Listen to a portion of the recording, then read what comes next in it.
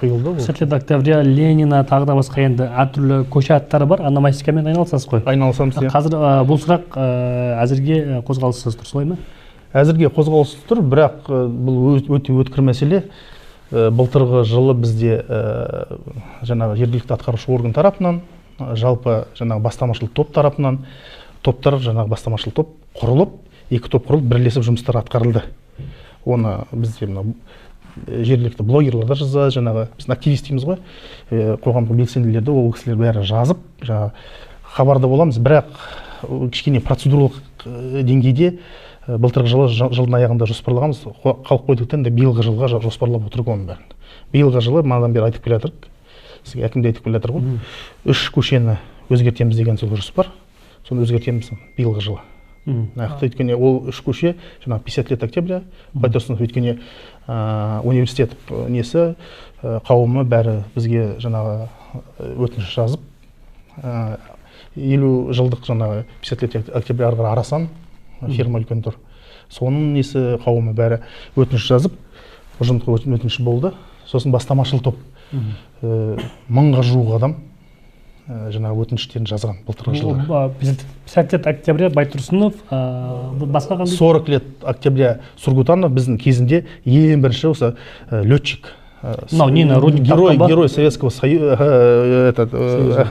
Союза, жаңағы ветеран Великой Отечественной войны 80 жылдық келе тұр ғой.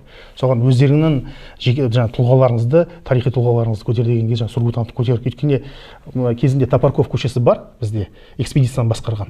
Осы жерде тапқан экспедиция Сарыбай кентінде. И кім Сургутанов қалып қойып тұр, Михаил Сургутанов. Сол кісіні енді қазір біз бастамашыл топпен бірге бірлесіп, жаңа қозғап жатыр, жергілікті тұлға болған, осы жерді тапқан кейін бірінші первый открыватель дейміз ғой. Сол кісінің атын 40 жылдыққа береміз деп отырмыз. Үшіншісі Иванов Франк, жаңа айтып жатқан көше. Оған Бауыржан Момышұлы. Ол жоспарға тіркелді. Ленин әлгі биылғы жылы жоспарда ол жоқ. Бірақ ұсыныстар бар әртүрлі. Ұсыныстар әртүрлі. Ұсыныстар көп, оны өтірік жоқ. Ұсыныстар көп. Ең басында 7-8 көшеге дейін кетіп қалған, оны бірақ аяқ астынан бірден алып, оның бәрін өзгерту деген жоспарлы түрде жасау керек қой, жұмыстардың бәрін. И голосование в плане переименований каких-то улиц, вы тоже участвовали? Опросы были какие-то? Вы знаете, я не считаю нужным, чтобы переименовать улицу. Была Ленина, стала Гагарина. Зачем? Чтобы больше на госязыке были улицы. Ну, то есть это не мое. То есть местные жители, если такие инициативы проявили, вы активны в этом плане? Нет, ну если люди проявили, то, конечно, да. На Абая, может быть. Ну, без разницы, если люди хотят, люди хотят. Ну, а разница-то в чем? Ну, разница, что будет это на казахском? Ну, мне все равно. Мне все равно. Я как не сторонник, что нет. Хотят, пусть будет. Надо знать своих героев. Если знаешь прошлое, значит знаешь будущее. Вы за большинство? Конечно, конечно. Хотят, пусть. Надо знать своих героев, своих поэтов. Вот у нас есть улица 40 лет. Ну, она как бы уже... Ну, она уже не актуальна. Она уже устарела. Да. Можно переименовать. Ну, 50 лет октября, 40 лет октября, что это имеет смысл? Не имеет же. 50 лет чего? Не имеет же смысла. Тоже не имеет. Можно тоже переименовать. Да.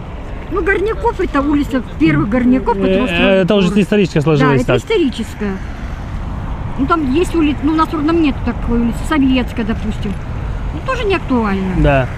Допустим, какого-то героя нашего казахстанского, даже того героя нашего казахстанского, который воевал. Пусть он будет там простой сержант, да простой солдат. Момышұлы, Қошқарбаев, герои наши. Вот, чтобы мы знали. Да. Знаешь прошлое, будешь знать будущее, свою историю. Правильно? Да. Правильно. А 40 лет, 50 лет, я думаю, что не надо. Мариты надо. Кустанайска зачем? Тоже можно переименовать. Вот у нас Кустанайска там. Да. Да, можно тоже переименовать как-нибудь. Сколько поэтов у наших казахстанских. Вот. А мы не знаем. Прочитали в книжке. Ах, да! Какой герой, какой там поэт, как... а мы его не знаем. А вот улицу бы назвать,